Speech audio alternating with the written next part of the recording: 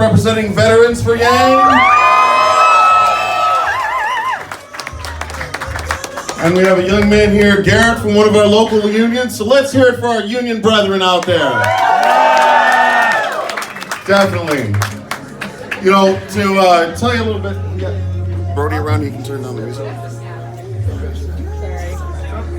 Can we get Brody to turn down the music? Okay. So ladies and gentlemen, I want to tell you a little bit about why I support Andrew Yang, why I joined this campaign, and why this young man is so very important to me. And I can say that because technically I'm older than Andrew. That's why I shave off the beard and hair so y'all can't see all that gray up there. I gotta try something, ladies and gentlemen. I gotta try something. But, you know, the first time I ever met Andrew Yang was in 2017 at the Wingding up in Clear Lake, Iowa. A wonderful organization, you know, that or a wonderful time that people go to from all over the state of Iowa and from even other states. And we are going to create a tunnel coming through here to the stage for the candidate. He's going to walk right through here. You guys keep them great, you look great. Perfect. yes. Yeah, we all want to see the candidate, so he's got to be able to come in the door, right? That's a good sign that we got that many Yang Gang here, am I right? Let's pack this joint, right? All right. Well, anyways, I was saying I was up there at this Wingding, and there were a lot of different candidates that got up and spoke.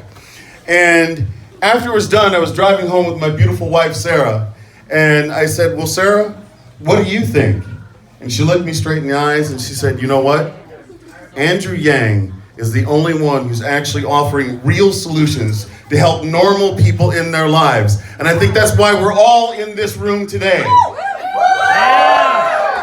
Oh, come on. I know it's early on a morning and it's cold outside, but y'all can do better than that. Is Andrew Yang offering normal solutions to help people in their lives? Absolutely. You know, to tell you a little bit about, you know, this man and who he is personally to me. After I started working my first week on the campaign, you know, Andrew gave me a call himself personally. And he said, you know, hey, Al, how are things going? And I started telling him, you know, I'm doing this for the campaign and I'm doing that for the campaign. And he looked at me and he said, no, Al, you don't understand. How are things going for you and your family? How is this campaign treating you and your family? How is your wife adjusting to campaign life?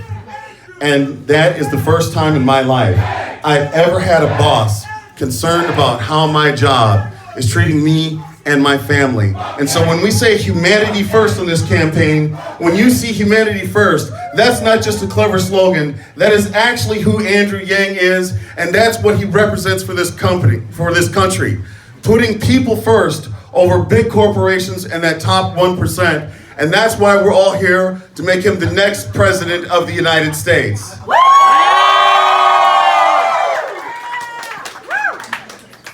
And you know, when it came to my final decision for supporting Andrew, it wasn't a big campaign slogan. It wasn't even necessarily what my wife said. It was a woman that I met down in this little place called Red Oak, Iowa. And this was a single mother. She had divorced her husband because he was a meth addict. She did the right thing. She got out of a bad situation. But then she found herself working 2 jobs to support her and her child. And she was making too much money in order to get state assistance, but was not making enough money in order to be able to afford health care. Now, ladies and gentlemen, what is wrong with this situation? She's doing everything right. She got out of a bad situation. She's working hard for her and her child. She's trying to make a better future for herself and still is not able to make ends meet. Well, ladies and gentlemen, I thought to myself, what would the freedom dividend mean for this young woman? It would mean that she would be able to quit one of those jobs, be able to stay home with her child. And as we all know, when a parent is home more often with that child does better in school, has less socialization issues, and is better able to be a success in her country. And by making sure that we take that freedom dividend and we give it to that woman, she's not only going to be able to take care of her family, but she's also better going to be able to participate in the economy in her local area. And so to me, that is one of the most important things that the freedom dividend does. It really gives people freedom, gives them options.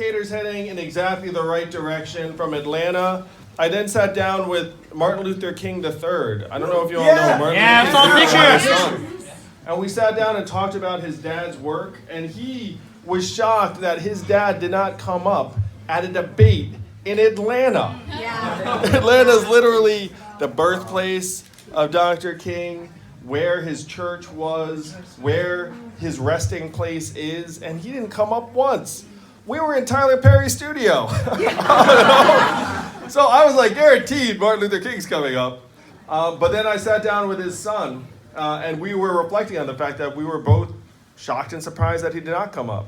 And I talked to Martin Luther King's son, and you know what's the wildest thing in the world? Is when someone refers to Martin Luther King as dad. Yeah. He literally would say, he'd be like, yeah, when dad would talk about this, and I was like, oh my gosh. This guy just called Martin Luther King dad because it is his dad. So he said when dad talked about his vision for the country, he talked about how we need to make it an economically just society in order to move forward. And I said, your dad was so far ahead of his time, and that we have somehow sanitized his memory, where we celebrate his birthday every single year, but we don't talk about what he was fighting for anymore. And his son said, you're right. And then we decided to do all we can. And he said, he's like, look, I can't endorse you because, you know, I'm Martin Luther King III, and if I endorse someone, I become political in a particular way, because he heads a nonprofit. I don't know if you all know there are rules around nonprofits and politics. Yes. Yeah, you know what I mean? He said, but your vision is exactly what Dad would have wanted to put forward. Wow. Oh my God. And that meant so much to me to hear. So that was Atlanta the day after the debate. And then we went to South Carolina, where the crowds were bigger and better than we'd ever seen in state. How many of you saw the pictures from last night? Yeah! Yeah, the energy was super high, and the folks in South Carolina are pumped up and ready to go. And then we flew in here last night, and here you all are. I gotta say, when you run for president, this is the best feedback you get. You go around, and you see the message growing, the people responding. I've been here to Iowa, this is my 23rd time, and it just gets better every single time.